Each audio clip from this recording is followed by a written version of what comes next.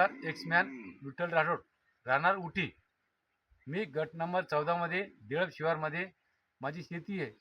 तिथे मी माझ्या प्रकाराने कुक्कुटपालन, शेळीपालन, म्हैसपालन असं केलेलं आहे. पण ते माझ्या गावापासून दूर असल्या कारणाने मी एक घोडली होती. ती घोडी मी काल संध्याकाळी इथं आणली असताना मी माझ्या कोठ्यावर गेलो. घोडी माझ्या कोठ्याच्या शेजारी मी उभी केली होती.